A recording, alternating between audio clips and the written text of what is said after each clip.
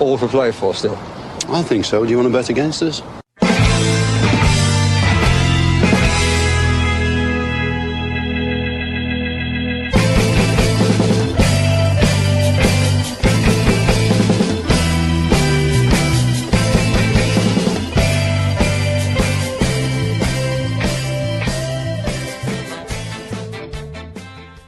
Hello, Aston Villa fans, and welcome to For the Love of Paul McGrath podcast for our preview of Aston Villa versus Brighton.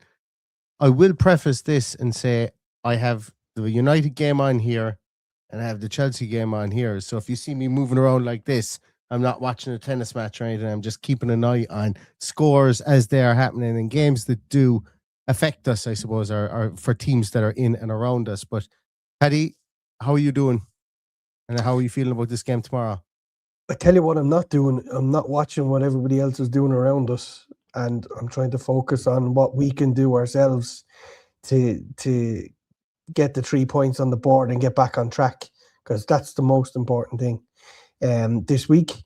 Get the 3 points on the board heading into the FA Cup game.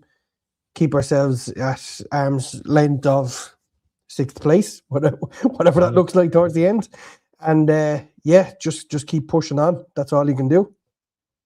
Yeah, and I'm very much of that opinion as well. And when you listen to Unai Emery's, I did a presser pod earlier on today. And when you watch that press conference for the Brighton game, Emery was very much the same. He seemed upbeat. He was like, "Listen, look, we've had a couple of bad results. Can't run away from it." He goes, "But we got to look after ourselves first. We got to look after ourselves first. We got to get our midfield up to speed again. And, we have to play against this good Brighton team and win against them, to keep our charge going towards the Champions League." And that, in a nutshell, was what he said. Very much focusing on that midfield, trying to keep the midfield fit as it is at the moment until the other three lads come back. He seemed like he was in good form today in the press conference as well, which I think is always the case when we are playing at home. So hopefully the team can give him something to smile about as well.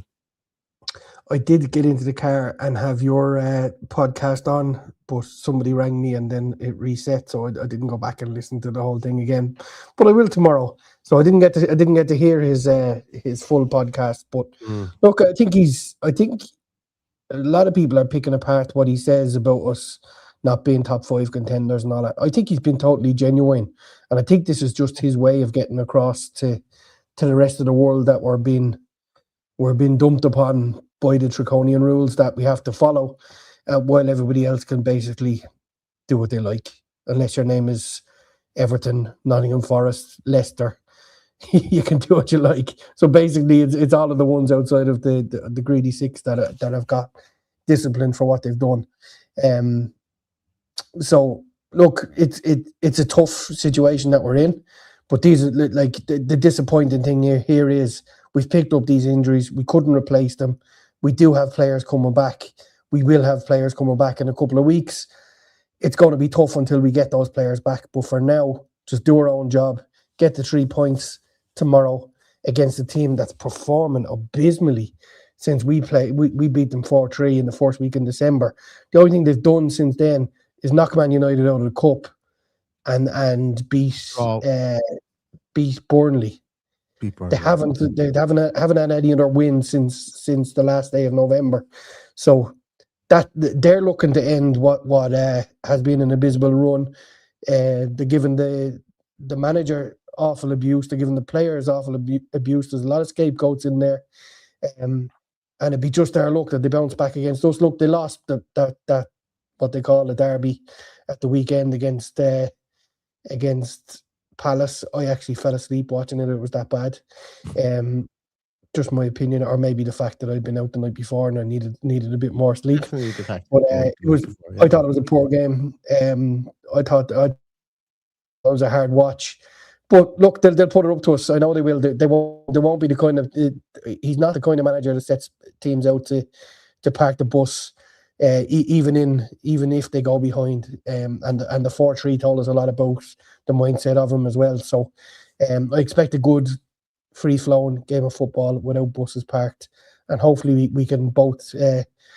Hopefully they can stick with 11 men on the pitch and not park the bus. Yeah. I don't think they have the players that have that mindset anyway to park the bus. I just don't think it's a Brighton thing to do. But anyway, one actually you mentioned there one thing, about obviously look, we know the rules that we're under from a spending point of view.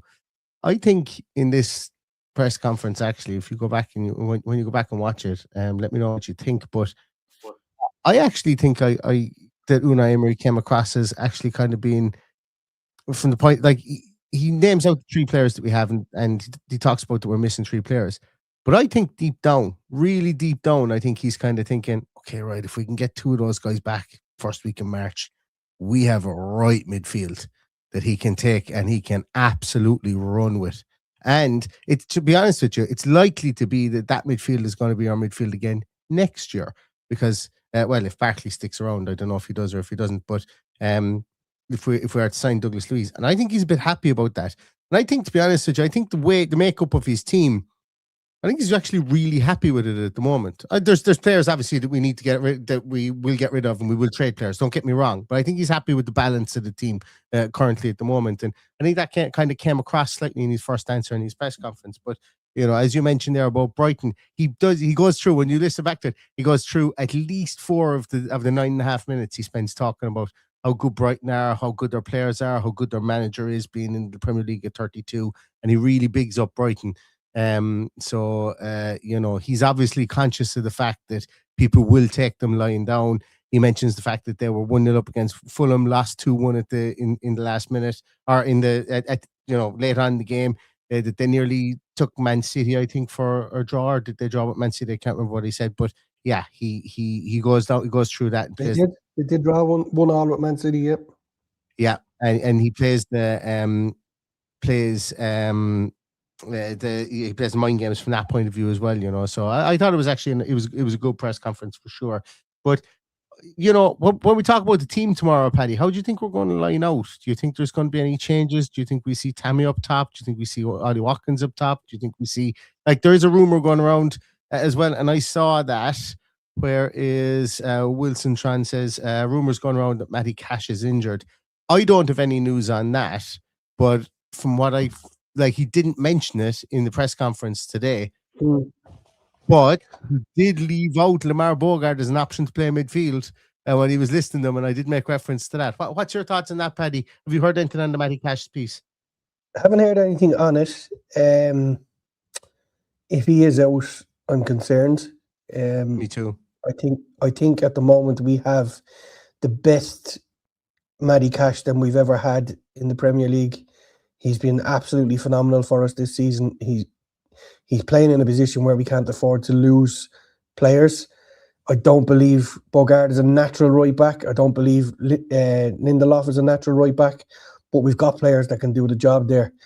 To answer your first question, I would be absolutely enraged if it's not Tammy Abraham tomorrow.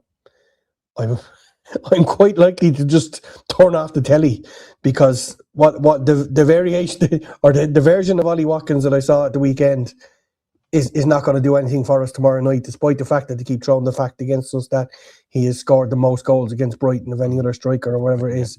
But look, we didn't push the boat out for Tammy to leave him on the bench. I was disappointed that it was so late when he came on at the weekend. There was no option for him to make any real impact, and the only thing I could think of was that he was keeping him for this week, where he's going to be marshalled by probably the only player I would realistically take off their team, and that's Lewis Dunk. He's just an absolute beast of a centre half. And I think he would play really well alongside Ezri Konsa as the ball winner, and Konsa there to clean up for him. So for that reason, I think it's got to be Tammy for the physicality. I think he just offer a whole lot more than Ollie Watkins will. You're going to tell me now Lewis Dunk is injured, are you? No. I'm just not as high on Lewis Dunk as you are. I'm more high on the other lad that they have, Van Hecke, but obviously he'd be very similar to the guys. Lewis Dunk could probably look like, if it wasn't for the fact that he said he wanted to stay, Brighton were flogging him off to Nottingham Forest only a week ago. But kind of makes a good point here about the Matty Cash injury. Was it a puppy related injury? I did see that he was stroking pups today. And he had him up in his arms. And do you know what? He comes across as a really personable fella. Like, I know we take football very seriously, and we want this, we want the footballers to take it very seriously and stuff like that. But whenever you see, like when we go back to during, like, we have to take it during the bad times as well as the good times. So we do have very personable people on the team. John McGinn going to kids hospitals and stuff like that. And Matty Cash just comes across as a very easygoing, nice kind of guy. And I like that today. And plus, I'm always a good sucker for content that has puppies in it anyway as well. So so there is that. The rumor of his injury, I saw happened on Twitter. We'll see what happens. I usually poo-poo these rumors and then they turn out to be true. So I don't have any any news on it or any inside information on it at all. We'll see what happens tomorrow in the team sheet tantrum for sure. Paddy, do you think there'll be any changes? Who's going to play at right back tomorrow? Or sorry, left back tomorrow? We've been spoke about right back. Left back. Do you think Dini gets sat down after his complete another glitch at the weekend? Like, it was all you could call that was an absolute. He had no idea where he was in the field. He was passing him off to somebody and went, "Oh shit, I'm way further infield than he thought he was," and just created the corridor for Ian. What do you think happens there? I'd be absolutely bamboozled if it wasn't Matson back in. I think it's a case of having to. I don't think you can forgive that kind of mistake too easily, and it could possibly mean that Ming steps out. Well, I think it will mean that Ming steps out of there as well. I think it'll be Torres, and I think it'll be Matson as our left side of the fence. I was disappointed with both of them in the goal. I as bad as Dina was, and it was blatantly obvious, as you say, glitch. It reminds me when you used to play. I'm going to show my age now. A Commodore 64, and one of the players just wouldn't move. That's what I couldn't get my head around. It just wouldn't move. And next thing, the next man in was just too slow to react. So it was a bitterly disappointing goal to give away for both of them. And then again, you could partially blame the goalkeeper for beating on his near post by basically a big toe. So anyway, we won't dwell on the past, but you can be sure that there will be changes made because of it, and it will lay down a marker for those around that he's not going to tolerate mistakes like that are ultimately going to cost us. So that would be my if I was picking the team, and that will never happen in my lifetime. But if I was picking the team, it would be Pau Torres and Ian Matson. Then if we look into midfield, Paddy, we're looking at Onana, Douglas Luiz there again. Do you think he goes with Bogart? Do you think maybe that he plays? Do you think maybe that Ross Barkley might start in the 10? I've got a feeling that in this game against Brighton, and it's not because Buendia has played poorly, but I've got a feeling that he might push Morgan Rogers out onto that left-hand side to start, but I just don't know who he plays in that 10 position. I'm on record as saying I would love to see Onana start in the 10 position for quite a while. I've been saying this, and I'd have no problem with Bogart and Douglas Luiz with Onana push further forward, Sancho on the right, and Morgan Rogers on the left. But it's wild, and I don't think he's going to do it because he's not shown any propensity to do it so far. But do you think that it's just going to be status quo there in the three midfield in the two? I think that stays. I think Buendia is enough in the bank to keep his position there. The game passed him by. I thought an awful lot at the weekend. It may not have he may have a bee in his bonnet about it and want more from tomorrow. So for me, he probably has to start. But like what you're saying, I doubt Barkley has 90 minutes in the tank. But Barkley for Buendia wouldn't be a bad substitute to make. I think it'd be madness to step down Sancho. I've said it all along. With a run of games, he'll probably come into his own. He was absolutely excellent in the lead up to the goal. He did a lot of really good things in the game, I thought. And he deserves at least another couple of goals at nailing down his spot with that run that he's had. So, yeah, I think we got to be fair to him. But I don't think there's many decisions to be made in that front three. I think it stays as is, with the exception of maybe if he needs to bring in a bit of power, a bit of guile, a bit of height, then it's Barkley for Buendia. Here's one for you, Paddy. Got a cat hung the pigeons all together. Watkins on the left, Rodgers through the middle, Sancho on the right, Tammy Abraham up top, and just fucking go for it like he used to do. Or maybe you play Tammy up top, maybe play two up top, maybe play that box midfield. I don't know. I have this funny feeling that over the next couple of games he's going to play the two of those, like the two strikers together. He's alluded to doing that since Tammy came in. I know we're only 2 weeks since Tammy came in, less, but he's alluded to doing that and wanting to do that. I think he's going to try it out at home. Now, it's probably going to be more so off the bench, and probably if he is going to do it, I would say at the start, it might even be in a European game. But I don't know. I'm intrigued by it. I would love to see something along those lines. I kind of want to see something different than what we saw at the weekend, and what we saw against Everton. I want to see something different, and I'm open to anything. I'm open to any kind of combination, but also expecting fully Buendia, Rodgers, and Sancho behind Ollie Watkins tomorrow. Expecting it, because I think it can't be. It can't be Ollie Watkins tomorrow. It really can't. I'd be bitterly disappointed. I really mean that. What is the point in bringing in Tammy Abraham if we can't take Ollie Watkins out of the fire line after a poor game? That's what it's all about. That's why his competition snapping at his heels. And let's face it, I don't think there's any. I see a couple of people mentioning him. I don't think there's any argument that Leon Bailey starts ahead of Jadon Sancho the weekend. Oh my God! Like to see a little bit of green shoots the week before, to looking at that, it was a tough watch. So I hope that's not the case, or if it is the case that he comes off the bench, that he's a little bit more direct, a little bit more belief in himself, and just get your finger out and get on with it and become the 2023-24 Leon Bailey, because that's what we need between now and the end of the season. Yeah, absolutely. I don't know what's right. Who's reffing it, Paddy? Have you seen who's reffing it? I haven't seen any ref. I did see it. It is Peter Banks, I think. Peter Banks, yes, yeah. Peter Banks. Doesn't really matter. I've given up asking you this question, so I don't even know why I went down the referee route with you anyway. But yeah, look, I'm actually watching here. I'm watching West Ham United. It's 36 minutes gone. It seems to be still 0-0 anyway. So that's not so bad. And for anybody who's watching, curtain twitching, Newcastle are 1-0 up on Spurs. Everton are 1-0 with Bournemouth, and it's 2-0 Chelsea leads. Leeds started with 7 defenders today, going to Stamford Bridge with 7 defenders. And at one stage, I think at half-time, they had 0.01 XG. For all those XG watchers and lovers out there as well. Don't tell me they still have 0.01 XG, actually. I'm looking at here.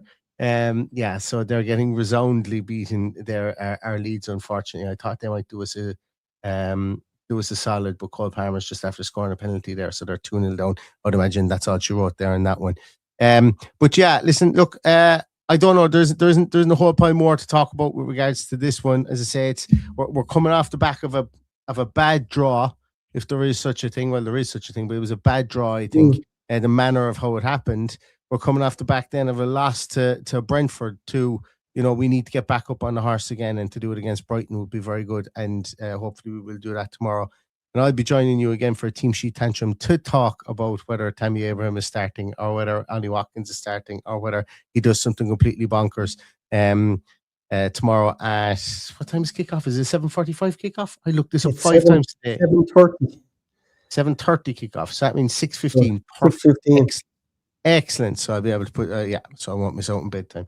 That's fine. So 6:15 we'll be here for Team Sheet Tantrum, about 20-minute Team Sheet Tantrum, and then I'll be back with you on the full-time whistle. I know I missed the last full-time whistle. Just it was manic here on Sunday, so I couldn't get around to it. But we'll be here for a post-match podcast tomorrow after the Brighton game, win, lose or draw, and hopefully you'll join us for that as well. Paddy, actually, do you want to fill something there, because I forgot to load up. Are we yeah.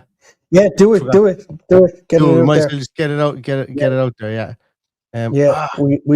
We are about to announce our 4th and final player from the 1996 Coca-Cola Cup winning team, who will join us on the 28th of March in the Laughter Lounge in Dublin. If you haven't got your tickets yet, it's squeaky bum time, because there's not a whole pile of them left.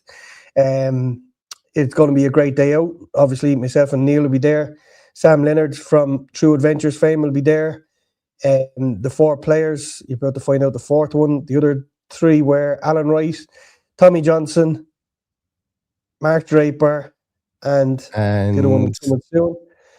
And we may have 1 or 2 more guests still hanging in the balance, whether they come or not. But let's find out who's player number 4. Player number 4 is the word legend is thrown about an awful lot, and this guy enjoyed Dublin so much the last time that he's Hello, coming you back lot. to Ian spend Taylor time with here. us again. Just want to say that I'm looking forward to seeing you guys on March the 28th in Dublin with Neil and Paddy. Some laughs, some drinks. Looking forward to it. Up the Villa. Up the Villa, indeed. Ian Taylor is coming back. He enjoyed Dublin. He enjoyed getting lost in Dublin so much the last time that he's coming back, and he's coming back for more. And it was a funny one, actually, because when he heard we were putting the gig on, he was like, "When do you want me over for?" You know, it wasn't even a case of, "Do you want me to come over?" It was, "When do you want me to come over for?" And, you know, as everybody knows, Tales is life and soul of many's a party. But it was so lovely, Paddy, when we were going down through, you know, who we wanted to come over. And, you know, I know a lot of people guess the Irish guys that were on that team and stuff as well.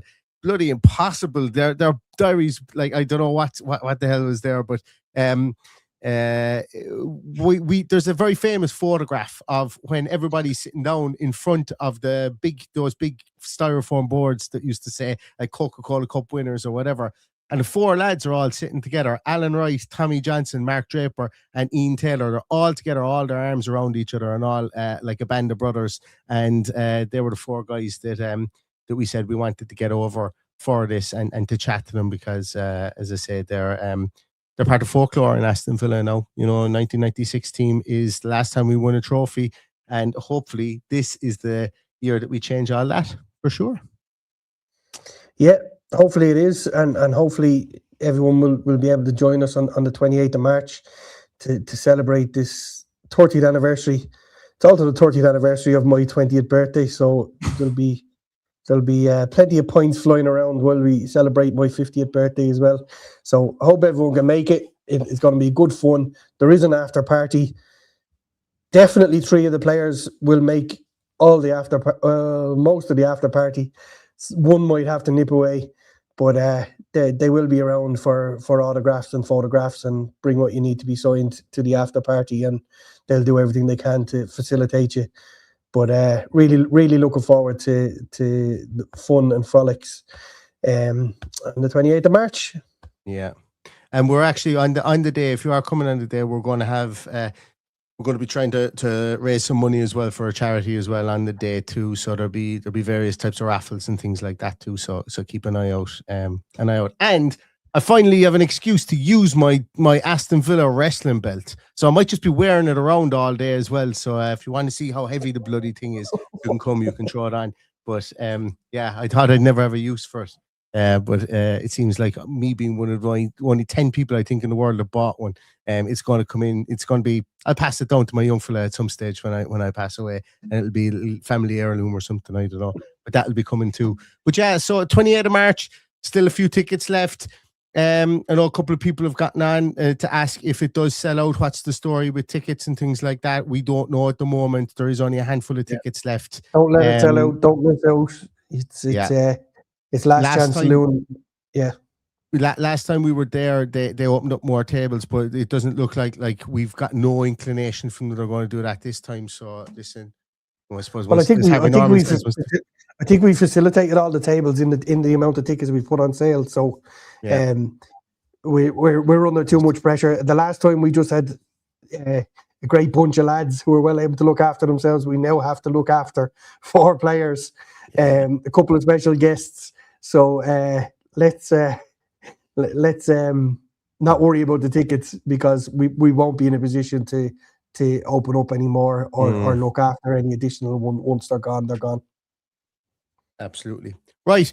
That's enough of that. I let everybody back to watch whatever match they're watching. And United are still in all with West Ham. See you again tomorrow for Team Sheet Tantrum. In the meantime, everybody stay safe, stay healthy, and all that's left to say is up the Villa. Up the